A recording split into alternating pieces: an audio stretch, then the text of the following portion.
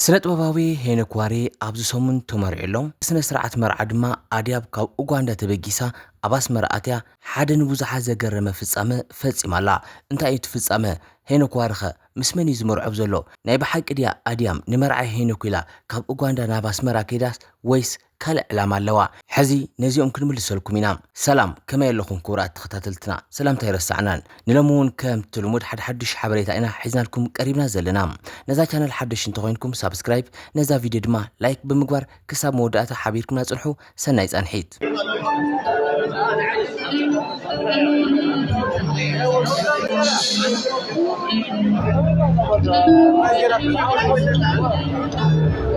እምበኣርከስ ክቡራት ተኸታተልትና ኣብ ሰሙን እንዳሰማዕናይ ከም ዝቐነና ተዋሳኣይ ተጫራቃይ ክኢላ ስታንድኣፕ ኮሜዲ ደራስን ዳይሬክተርን ዝኾነ ሓውና ስነ-ጥበባዊ ሄኖክ ተኽለ ወይ ድማ ዋሪ ስነ ስርዓት መርዑ ፈጺሙሎ።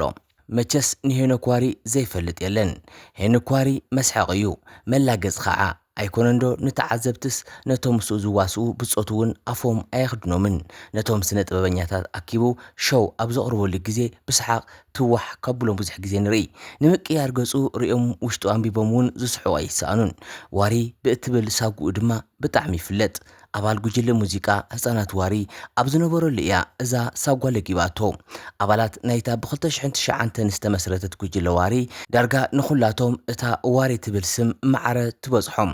ክንሳ ንዕኡ ንበይኑ መፀውዒት ክትኸውን ዘይገርም ኣይኮነን። ቀንዲ ስሙ ሄኖክ ተኽለ ይበሃል። ኣብ ኣስመራ ተወሊዱ ዓብዩ። ወላዲኡ ቤት ሙዚቃ ስለ ዝውንን ፊልምታትን ደርፍታትን እውን ስለ ዝምውል ሄኖክ መዋእለ ህፃናት እንዳተምሃረ እንከሎ ትሒዙ እዩ ምስ ስነ ጥበበኛታት ክራኸብ ጀሚሩ። ኣብቲ ናይ ኣቦኡ ቤት ሙዚቃ ኣብ ዝመፀሉ እዋን ምስቲ ዋዒኡን ህፃናዊ ልሃጅኡን ሓቒፉ ዘይስዕሞን ክዛረቦ ዘይፍትንን ደራፋይ ይኹን ተዋሳኣይ ኣይነበረን። ገሊኦም እውን ኣብ ፊልም ከዋስእዎ ተራእዩ።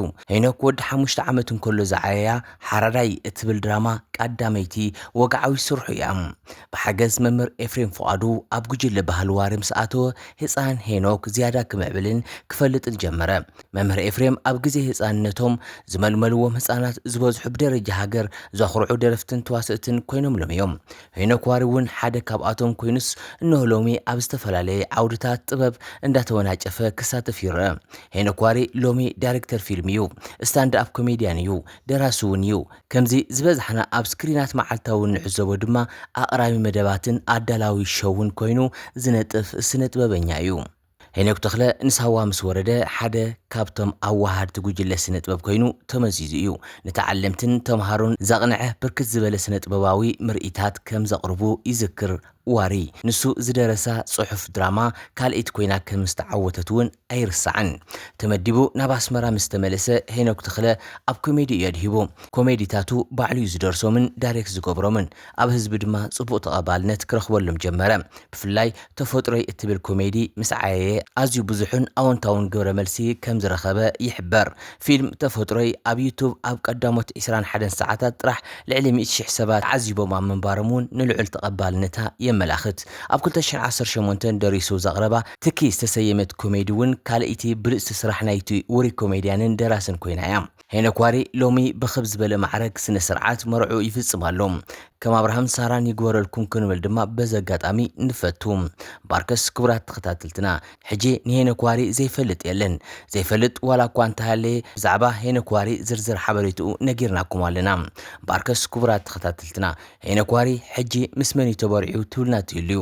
ሕጂ ሄኖክ ዋሪ ዝተመርዐያ ጓል ኣድያም ትበሃል። ኣድያም ክብለኩም ከለኹ ኣድያም ስብሓቱ ከይመስለኩም። ኣድያም ስብሓቱማ ሓፍቱን መሳርሕቱን መሓዙትን እዮም። ሕጂ እዛ ዝብለኩም ዘለኹ ኣድያም እያ ትበሃል። ናይ ሄኖክ ተኽለ ዋሪ ሕጂ ዝመርዓ ዘሎ ሰበይቱ ማለት እዩ። ኣብ ንግዲ እያ ትሳተፍ፣ ኣብ ንግዲ እያ ትነጥፍ። ብንግዲ ብጣዕሚ ጎበዝ ዝተባሃለት ጓል እያ። ኣብ ስነ ጥበብ ግን ኢዳ ሓዊሳ ኣይትፈልጥን። መዊላ ክትፈልጥ ትኽእል እያ፣ ግን ብስነ ጥበብ ደረጃ ሰሪሓ ኣይትፈልጥን። ብዙሓት ኣብ ንግዲ ግን ከም ዝተሳኽዐላ ይዛረቡ እዮም። ስለዚ ናይ ሄኖክ ዋሪ ሓውና ሰበይቱ ነጋዲት እምበር ስነ ጥበባዊት ኣይኮነትን። ኣድያም ክብለኩም ከለኹ ግን ምስ ኣድያም ስብሓቱ ከይተተሓዙ ወይለ ነዚ ቃል ዝደግመልኩም ዘለኹ። ኣድያም ስብሓቱ ግን ኣብቲ መርዓ ተረኺባ እያ። بخمين أبين نمنتاي ترخيبا زول دما زرزر حبريتا لنا كنابرها الكومينا أديام أبناي نقدي سرحيات نتف سنة بباوي تايكونتن وسحسبات هينوك تخلى سنة بباوي تمرعيو يبلالو جن جيجايو سنة بباوي هينوك تخلى سنة بباوي أي تمرعين نقادي تمرعي زلو سما دما أديام تبهال لك أبت سكرين كمتري وازلو دما مثلا نزي مسل باركس كورات تختاتلتنا حجي أبت مرعى بزحات سنة بباوين يركبلو فلاي أديامن دانيال ملسن أديام نايب حيك لها نمرعى هينوك تخليلا ناب أسمرا كيدا زبلون أي تسانون جن أو نمرعى هينوك تخليلا ناب أسمرا جيش الله